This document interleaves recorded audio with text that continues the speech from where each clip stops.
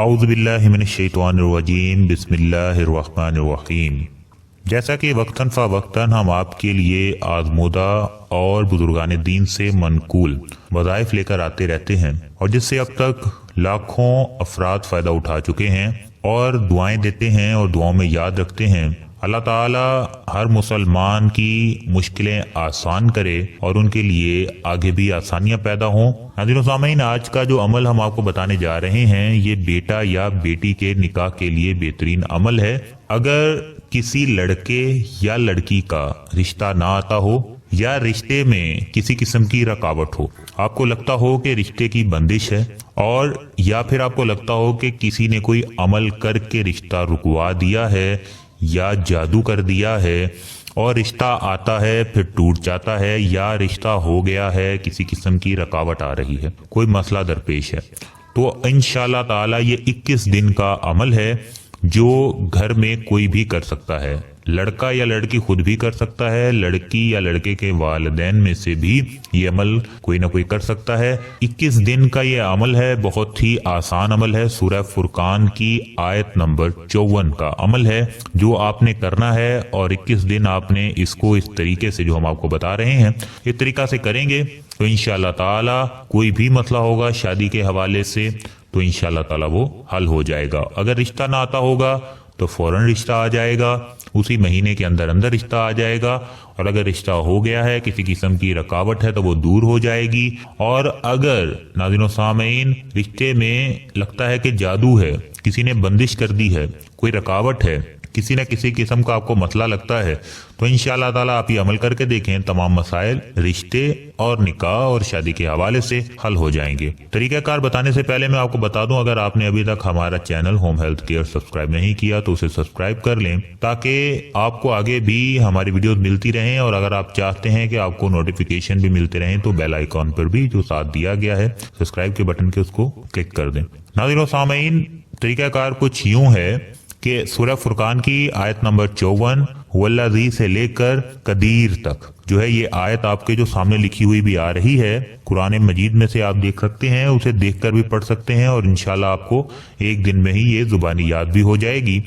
आपने ये 21 दिन तक 313 मरतबा पढ़नी है।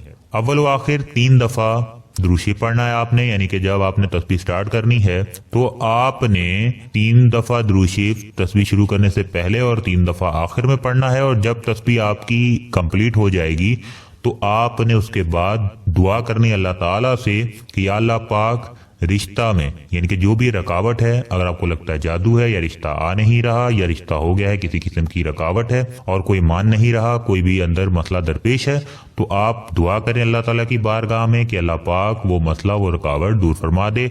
रिश्ता नहीं आया तो अल्लाह पाक अच्छी जगह जहाँ पर आगे नसीब अच्छे हों, अल्लाह पाक से दुआ करें कि अल्लाह पाक ऐसी जगह रिश्ता हो जाए जहाँ पर आगे जाके आसानियाँ हों, मुश्किलात ना हो, जिंदगी जो है वो हंसी खुशी बसर हो। तो आप अल्लाह ताला से दुआ करें कि आपका मसला हल हो जाए। तो इंशाअल्लाह ताला 21 दिन में ही आप इसका रिजल्ट देखेंगे। बहुत आज़मूदा वजीफा है। 21 दिन में कोई भी मसला होगा, कोई परेशानी होगी शादी के हवाले से वो खत्म हो जाएगी, कोई बंदिश होगी दूर हो जाएगी, जादू होगा तो उसका असर जाता रहेगा।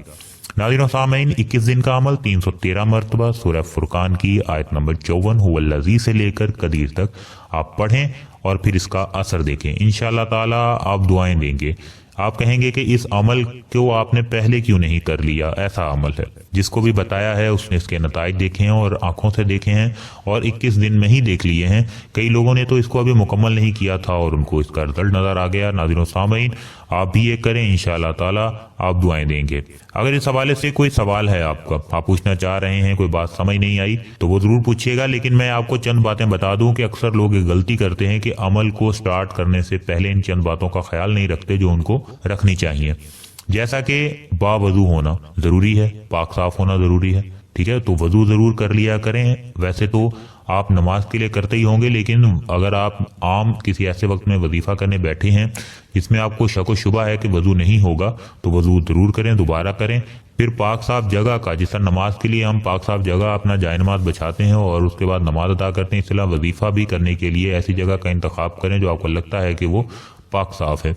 हो सके तो जाए नमाज पर बैठ कर ही आप ये वजीफा कर लें।